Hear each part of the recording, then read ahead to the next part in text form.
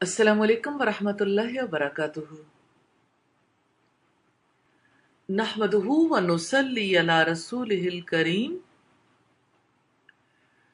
اما بعد فاعوذ باللہ من الشیطان الرجیم، بسم اللہ الرحمن الرحیم۔ رب اشرح لی صدری ویسر لی امری واحلل عقدۃ من لسانی یفقہوا قولی۔ دنیا کی زندگی میں یہ زندگی ایسی ہے، کوئی سدا جینا چاہے جی نہیں سکتا۔ ایک انسان کی عمر جوں جوں بڑھنے لگتی ہے، بڑھاپے کو پہنچتا ہے تو اس کے اعضاء جواب دینے شروع ہو جاتے ہیں۔ ایک سینئر فزیشین کی بات یاد آ گئی۔ ان کے پاس جو پیشنٹس آتے تھے وہ کہتے تھے کہ ہم یہ تکلیف محسوس کرتے ہیں، فلاں تکلیف ہے، فلاں ہے، ہم سے چلا نہیں جاتا، ہم سے بیٹھا نہیں جاتا، ہم سے لیٹا نہیں جاتا، ہمیں ہمارے کڈنیز کام نہیں کرتے، ہمارے لیور کام نہیں کر رہا یا پھیپھڑے کام نہیں کر رہے، کسی کے ساتھ کوئی پرابلم، کسی کے ساتھ کوئی پرابلم۔ آپ جانتے ہیں فزیشنز کے پاس تو نارملی سارے لوگ ہی پہنچتے ہیں نا۔ تو ایک شخص جس کی عمر تقریباً کوئی 73 ایئرس تھی، اس نے جا کے کہا میرے گھٹنوں میں بڑا پرابلم ہو گیا۔ سینئر فزیشین اللہ اور اس کے رسول سے بہت محبت کرنے والے تھے اور ہیں الحمدللہ۔ کہنے لگے کہ اللہ نے اپنے حبیب کو 63 ایئرس کی عمر دی، تو جتنی عمر انسان کے لیے کافی ہوتی ہے وہ تو اللہ تعالیٰ نے محمد صلی اللہ علیہ وسلم کو دے دی، آپ کو اس سے 10 سال زیادہ مل گئے ہیں، ابھی بھی آپ اطمینان میں نہیں ہیں۔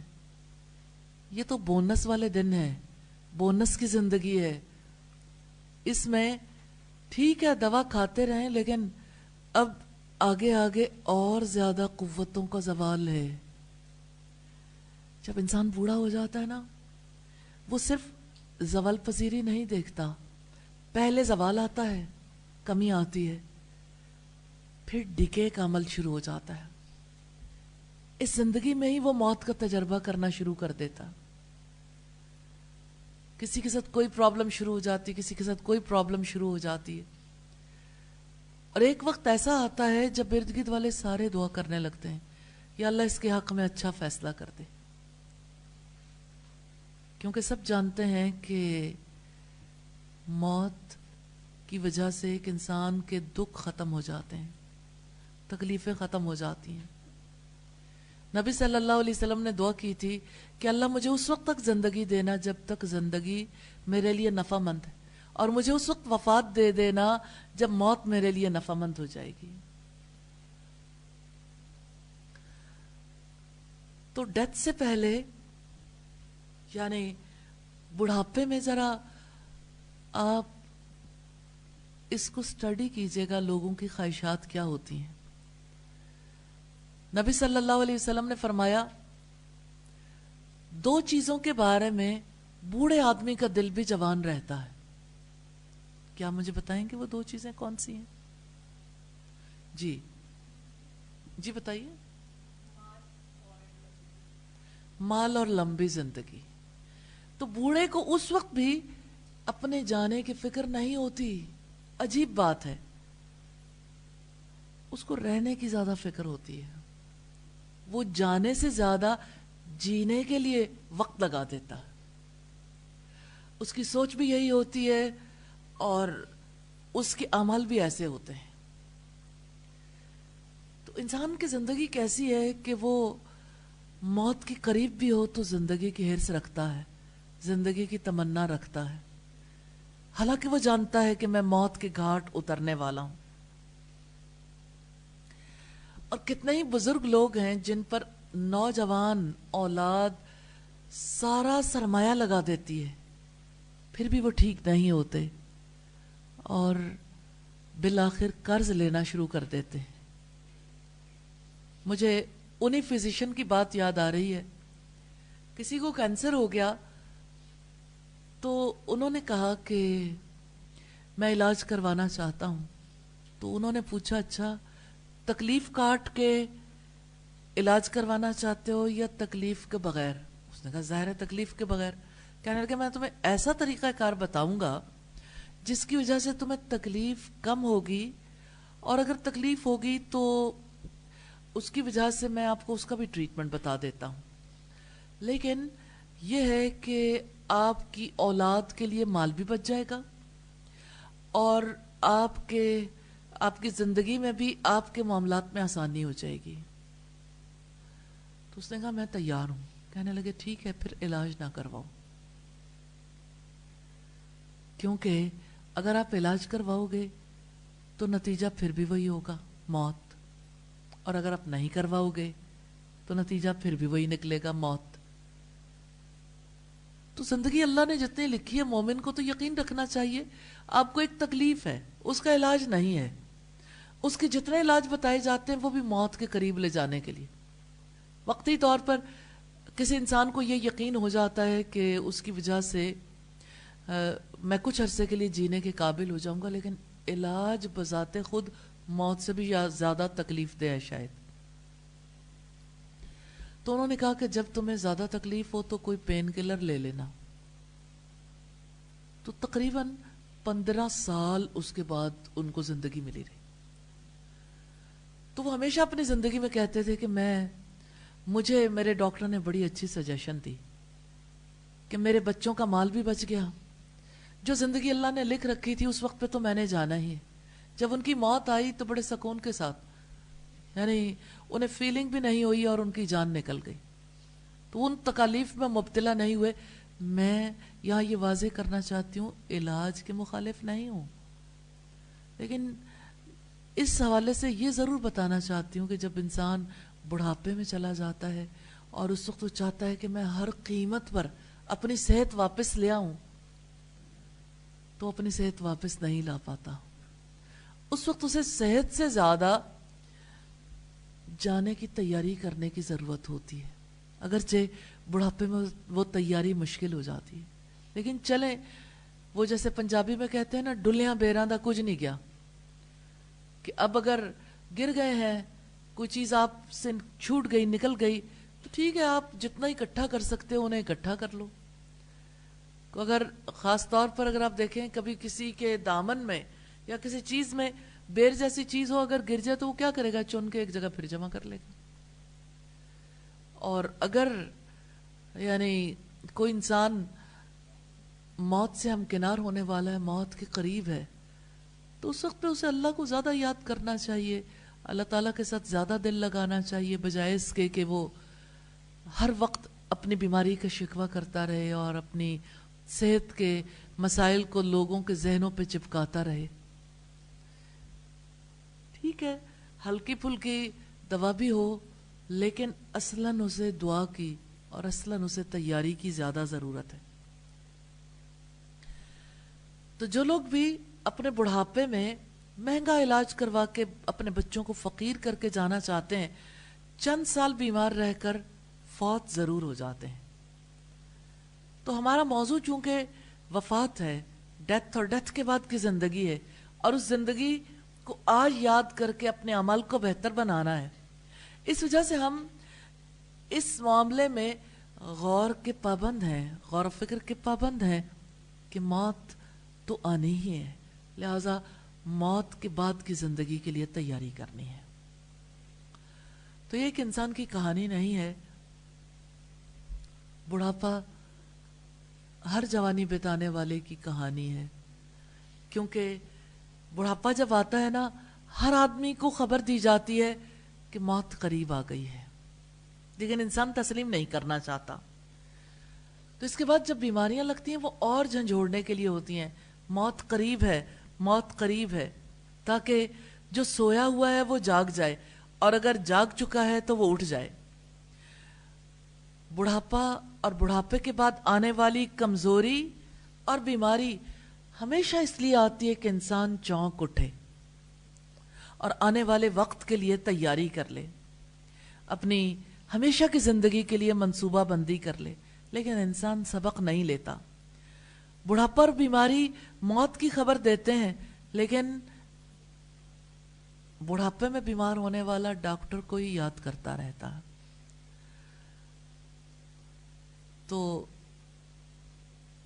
جوانی کے جانے کے بعد جب بڑھاپا آتا ہے تو بڑھاپے میں انسان کو صحت نہیں ملتی، بڑھاپے میں جو چیز ملتی ہے وہ موت ہے، موت ہی آنی ہے۔ تو یہ کیسی حقیقت ہے جس سے انسان سبق نہیں لیتے، اس کے بارے میں اندھے بنے ہوئے ہیں، صرف ایک چیز کا انتظار کر رہے ہیں، کسی طرح اور جی لیں اور جی لیں، لیکن یہ بھول جاتے ہیں کہ موت میرے انتظار میں ہے۔ کیوں اس انتظار میں ہے کہ موت آئے گی تو آنکھ کھلے گی؟ موت آئے گی تو وہ تو آنکھیں بند کر دے گی۔ اگر انسان کی آنکھ کھل بھی گئی، اسے سمجھ آ بھی گئی، تو اس وقت کوئی چیز کام آنے والی نہیں ہوگی۔ تو موت سے سبق لینا چاہیے۔ اور موت کا سبق کیسا ہے؟ اب سوچئے، کسی شخص کی ڈیتھ ہوتی ہے نا، ڈیتھ کے موقع پر کیسے اس کی آنکھیں بند کر دی جاتی ہیں۔ نارملی ایسا ہوتا ہے کہ اس کے پاؤں کے انگوٹھے بھی آپس میں باندھ دیے جاتے ہیں تاکہ اس کا جسم سیمیٹری میں رہے، اور اس کے ناک میں نارملی کوئی کاٹن یا کوئی چیز دے دی جاتی تاکہ فلوئڈز جہاں جہاں سے آنے ہیں وہ آنے بند ہو جائیں۔ پھر اب دیکھیے کہ موت جب آتی ہے پھر جانے کی تیاری شروع ہو جاتی ہے، مردے کو غسل دیا جاتا ہے، پھر کفن پہنایا جاتا ہے، پھر اس کی نماز جنازہ پڑھی جاتی ہے، پھر اسے احترام کے ساتھ مٹی میں قبر کے اندر دبا کے آ جاتے ہیں۔ اسلام کتنا پیارا دین ہے، انسان کا کتنا احترام کرتا ہے۔ جس انسان کے اندر سے روح نکل جاتی ہے وہ انسان صرف مٹی رہ جاتا ہے۔ کتنے ہی بے درد لوگ ہیں جو اس مٹی کو منو مٹی نیچے نہیں دباتے، جیسے کلاش کے لوگ ہیں، لکڑی کے چوکٹے بناتے ہیں اور کھلی لاشیں کھلے آسمان تلے رکھاتے ہیں۔ میں نے ذاتی طور پر یہ مناظر دیکھے ہیں، اتنی چیلیں، اتنے گدھ، اتنے پرندے اکٹھے ہو جاتے ہیں، کتنا تکلیف دہ ہوتا ہوگا بعد والوں کے لیے انہیں دیکھنا، کہ انہیں پتہ لگتا ہے کہ اب آ کے سارے گوشت کو یہ نوچ لیں گے۔ اللہ کتنا کریم ہے، کتنا کریم ہے۔ میں نے ایک ایسی لاش کو دیکھا، تھوڑی دیر پہلے وہ بالکل یعنی اسے قبرستان میں رکھ دیا گیا تھا اوپن، پھر اتنے پرندے آئے، جب ہم شام کو دوبارہ وہاں سے گزرے تو ہم نے دیکھا صرف ہڈیوں کا ڈھانچہ تھا، آنکھیں بھی گئیں، ناک، کان، سب کچھ گدھ اور چیلیں اڑا کر لے گئیں۔ اب آپ دیکھیں کہ یہ جو ہمارے دین نے احترام سکھایا انسان کا، کتنی محبت کے ساتھ غسل دیا جاتا ہے۔ حالانکہ مردے کو غسل کی ضرورت نہیں ہوتی بظاہر، کتنی محبت سے لباس بھی پہنایا جاتا ہے، نماز جنازہ بھی پڑھی جاتی ہے، اسے قبر کے اندر دفن کیا جاتا ہے سکون سے سلانے کے لیے۔ جیسے گوروں کے قبرستان میں لکھا ہوتا ہے ریسٹ ان پیس، فلاں ہے، کون جانے کوئی امن میں ہے یا کوئی تکلیف میں ہے۔ تو مردہ جسم کے ساتھ یہ احترام والا معاملہ کیوں ہے؟ بات یہ ہے کہ مٹی کے ساتھ یعنی مردہ مٹی کے ساتھ انسان جیسا معاملہ کرنے کا حکم مرنے والے کے لیے نہیں ہے، محض جینے والوں کے لیے ہے، کہ جینے والے سبق لیں، زندہ رہنے والے دیکھیں کہ بالآخر ان کا کیا انجام ہونے والا ہے، انہوں نے کیسے منو مٹی تلے جا سونا ہے، اور وہ مردے کے روپ میں اپنے آپ کو دیکھیں اور موت سے پہلے موت کا تجربہ کر لیں. یقین کریں دنیا میں کامیاب ہو سکتا ہے وہ شخص جو اپنے آپ کو قبر کے اندر لٹا کر دیکھ لے، اور اگر یہ ممکن نہیں تو کم از کم مردے کے روپ میں خود کو لے جائے امیجنیشنز میں. جب انسان اپنے آپ کو ایسے لیٹے ہوئے دیکھتا ہے تو اس کا دل دہل جاتا ہے، اس کو یقین آتا ہے کہ میں نے رہنا نہیں ہے. سارے کام جہان میں لوگ اس لیے کرتے ہیں کہ ہم نے یہی رہنا، حالانکہ ہم مسافر ہیں، موت کے مسافر. تو موت کے مسافر دنیا سے گزرتے ضرور ہیں لیکن چلے جاتے ہیں، پھر کبھی واپس نہیں آتے. جیسے نبی صلی اللہ علیہ وسلم کی وصیت ہے نا، آپ نے فرمایا کن فی الدنیا کأنک غریب، تم دنیا میں ایسے رہو جیسے کوئی اجنبی رہتا ہے، او عابری سبیل، یا کوئی راہگیر ہے، یعنی راستہ عبور کرنے والا ہے. تو دنیا میں اس طرح سے رہنے والا کامیاب ہو جاتا ہے.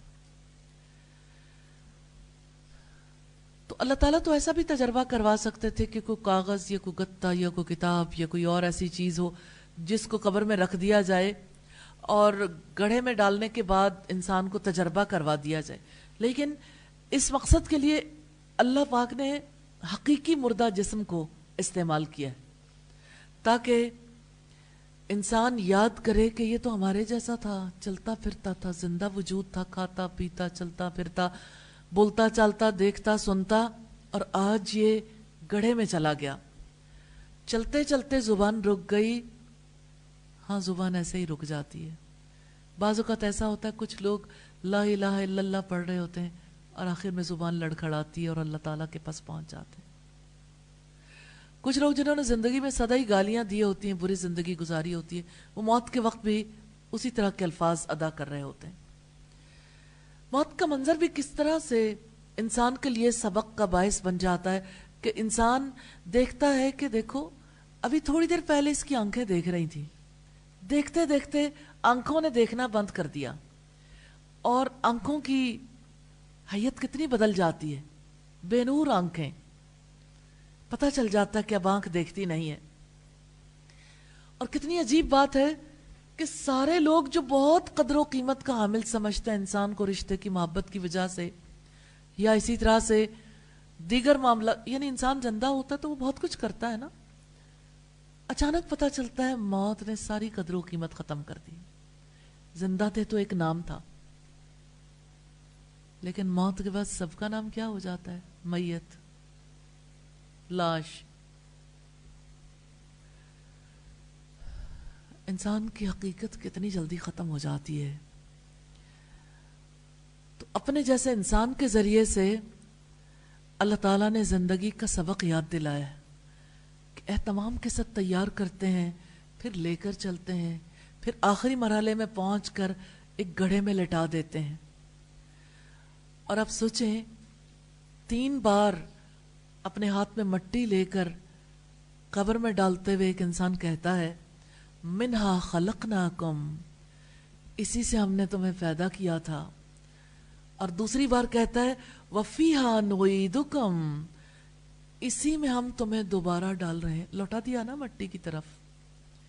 پھر تیسری بار مٹی میں ڈالتے ہوئے کہتا ہے ومنہا نخرجکم تارۃ اخری، اور اسی سے ہم تمہیں دوبارہ نکالیں گے. یہ 3 بار مٹی ڈالنا کلائمیکس ہے. اسی طرح ایک زندہ واقعے کے ذریعے سے یہ بتایا جاتا ہے کہ انسان کیا ہے اور اس کا آخری انجام کیا ہے.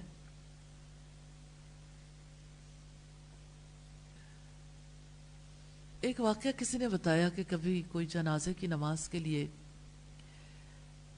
ایک فرد کھڑا ہوا تو اس نے ساتھ والے سے پوچھا کہ میں فرض کی نیت کروں یا سنت کی، نفل کی نیت کروں، کس چیز کی نیت کروں؟ تو انہوں نے کہا خود اپنی نماز جنازہ کی نیت کر لو. مراد یہ ہے کہ تم آج تو اس کا نماز جنازہ پڑھ رہے ہو نا، تو جنازے کی نماز کے لیے جنازے کی نمازی کی نیت کرنی ہے نا. لیکن یہ ایک میسج تھا جو انہوں نے ساتھ والے کو دیا کہ اس وقت اپنے آپ کو اس کی جگہ رکھ کر دیکھ لو. آج نماز جنازہ پڑھنا ایک رسم بن گیا ہے، سبق نہیں. حالانکہ جنازے کی نماز بہت بڑا سبق ہے. حرم میں جانے والے اس سبق کو حاصل کرتے ہیں، کیونکہ ایک طرف جیتے ہوئے انسانوں کی بھیڑ ہے اور دوسری طرف وہ جو اپنی زندگی کھو بیٹھتے ہیں، جو اللہ کے لیے جاتے ہیں اور زندگی ہار جاتے ہیں. تو نماز جنازہ دراصل اپنی نماز جنازہ کی یاد ہے. اور سچی نماز وہ پڑھتا ہے، سچی نماز جنازہ، جو اس وقت اپنے آپ کو میت کی جگہ رکھ لیتا ہے اور یہ سوچتا ہے کہ کل میرے ساتھ بھی یہ سب کچھ پیش آنے والا ہے، کل میرے بھی یہ معاملات ہونے والے ہیں. دراصل انسان کو سب سے زیادہ جس چیز کو یاد رکھنا چاہیے وہ اپنے لوٹ جانے کو. اور اگر کوئی کسی دوسرے کی موت کو دیکھ کر بھی اپنی موت کو یاد نہیں کرتا تو دراصل وہ پتھر ہے. موت کو یاد کرنا سینسیٹیو ہونے کی دلیل ہے. آپ سینسیٹیو ہیں لیکن موت کو تو یاد نہیں کرتے. پھر کس چیز کو یاد کرتے ہیں؟ مجھے کسی نے فلاں بات کیوں کہی. یہ تو کبر ہے، انا کو ٹھیس پہنچی ہے. تو موت کو یاد نہ کرنا ان سینسیٹیو ہونے کی علامت ہے. پھر اب دیکھیے کہ موت کے بعد گھر والوں کے پاس لوگ تعزیت کرنے کے لیے آتے ہیں. تعزیت کے موقع پر ادھر ادھر کی بات چیت کرتے رہتے ہیں، حالانکہ موت کا واقعہ اپنی موت کو یاد کرنے کا ہوتا ہے. اللہ تعالیٰ کی طرف سے ایک یاد دہانی ہے. تو مسلمانوں نے اس موقع کو بھی بدعت کا موقع بنا لیا. موت کے بعد جانے والے کو تو یاد کیا جاتا ہے، لیکن اچھے لفظوں میں یاد کرنا چاہیے. اس موقع پر اپنی موت کو ہی یاد کرنا چاہیے. موت کے بعد، قبر کے گھر کے بعد دوسرا گھر جو انسان کو ملنے والا ہے ہمیشہ ہمیشہ کا گھر، وہ جنت ہے. جنت ان لوگوں کا گھر ہے جن کا دنیا میں گھر نہیں ہے، یعنی جن کا دنیا میں جی نہیں لگتا. جیسے سیدنا عائشہ نے یہ کہا تھا کہ دنیا تو اس کا گھر ہے جس کا آخرت میں کوئی گھر نہیں ہے، یعنی اللہ کے پاس جس کا کوئی گھر نہیں ہے. تو جنت صرف ان لوگوں کو ملے گی جو اپنے کردار سے اپنے آپ کو جنت کا مستحق بنائیں گے. کیریکٹر چاہیے، جنتی کیریکٹر. جنت اللہ تعالیٰ کے پاس جانے والے کو ملے گی. اور سوچیں، اللہ تعالیٰ کے پاس جانے کے لیے ہمیشہ ہمیشہ کے لیے اللہ کے قرب میں رہنے کے لیے وہ مقام انسان کو دیا جاتا ہے.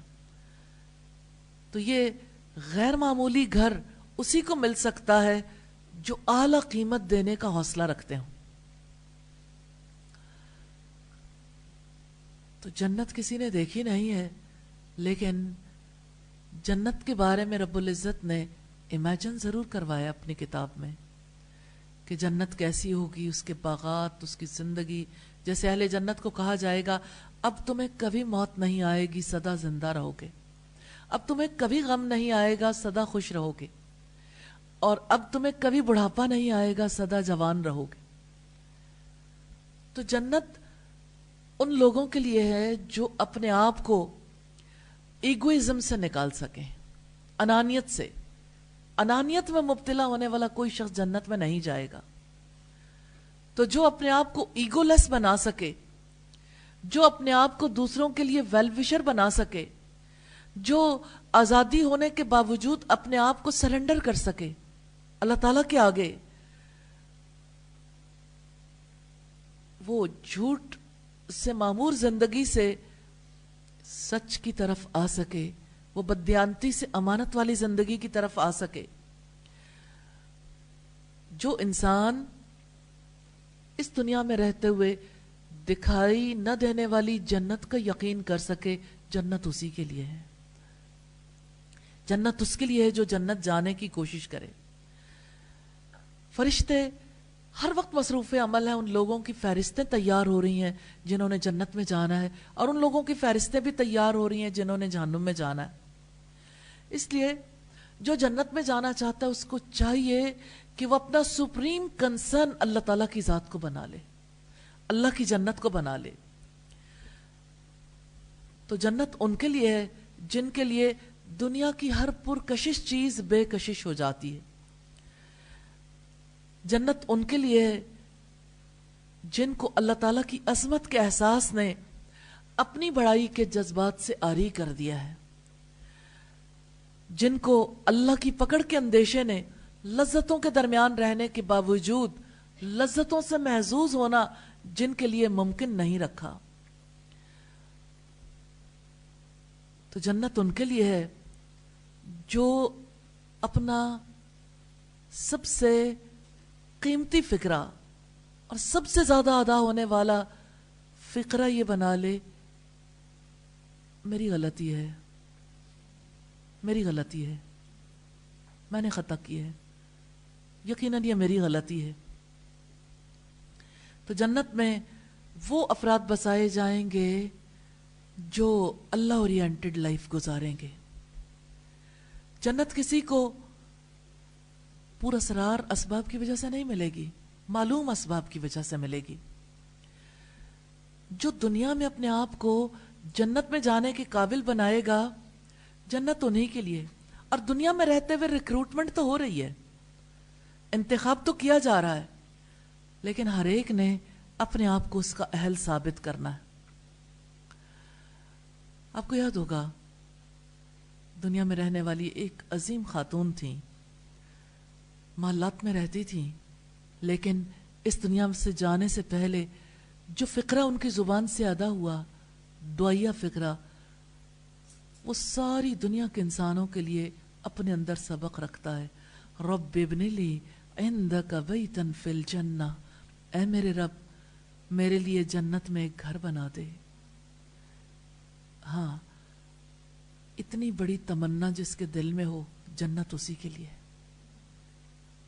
جو جنت کے گھر کو امیجن کرے، پھر اس گھر کے لیے آج تیاری کرے۔ اور نبی صلی اللہ علیہ وسلم کی زبان سے یہ الفاظ پیغمبرانہ انداز میں نکلے تھے، اللہم رفیق الاعلی، اللہ رفیق اعلیٰ کی جانب، اللہ رفیق اعلیٰ کی جانب، یعنی اس دنیا کے لوگوں سے اب اللہ تعالیٰ کی ذات کے پاس جانا ہے۔ تو عام دعا اور خاص دعا ہے۔ دعا تو دعا ہے نا، اللہ تعالیٰ سے دعا کرنا چاہیے، دعا کرنی چاہیے، موت سے پہلے بھی اور جب موت آئے۔ یہی بات اپنے ذہن میں رکھنی چاہیے کہ جب اس دنیا سے میرا ساتھ چھوٹے، مجھے میرے رب کا قرب مل جائے۔ اور آپ کو اسباب معلوم ہے، نبی صلی اللہ علیہ وسلم نے فرمایا، اللہ تعالیٰ فرماتے ہیں لا یزال عبدی یتقرب الی بالنوافل، میرا بندہ برابر نفل عبادات کے ذریعے سے میرا قرب تلاش کرتا رہتا ہے، حتیٰ کہ میں اس کے کان بن جاتا ہوں جن سے وہ سنتا ہے، اس کی آنکھیں بن جاتا ہوں جن سے وہ دیکھتا ہے، اس کے ہاتھ بن جاتا ہوں جس سے وہ پکڑتا ہے، اور اس کے پاؤں بن جاتا ہوں جس سے وہ چلتا ہے۔ تو اصل بات یہ ہے کہ اس دنیا میں ایسے اسباب اختیار کرنے چاہیے جس کی وجہ سے رب کا قرب نصیب ہو جائے۔ جو ربانی زندگی گزارنا چاہے اس کو چاہیے کہ وہ نوافل کے ذریعے سے رب کا قرب حاصل کرے۔ کیا رب العزت نے نہیں فرمایا وَاسْجُدْ وَاقْتَرِبْ، سجدہ کرو اور قریب ہو جاؤ؟ تو اللہ کے قرب کے حصول کے کام کرنے چاہیے، جیسا کہ قربانی ہے وہ اللہ کا قرب عطا کرتی ہے، یعنی اللہ کے قریب لے جانے والی ہے۔ تو یہ موت کا سفر تو ہے، لیکن دوسری دنیا کا سفر ہے، جنت کا سفر ہے۔ اور جنت کا سفر کرنے والا جنت سے پہلے کے حالات کی، قبر کی اور موت کی یاد میں زندگی بسر کرتا ہے۔ یہی فکر آخرت ہے جس کے اندیشے میں جینے والا رب کا قرب حاصل کرتا ہے اور اسے جنت میں بسایا جاتا ہے۔ یہی عقیدہ آخرت ہے۔ اور یہ عقیدہ لفظوں کی چیز نہیں ہے، فکری چیز ہے، اور یہی عقیدہ جو ہے انسان کی زندگی کو بدل کے رکھ دیتا ہے۔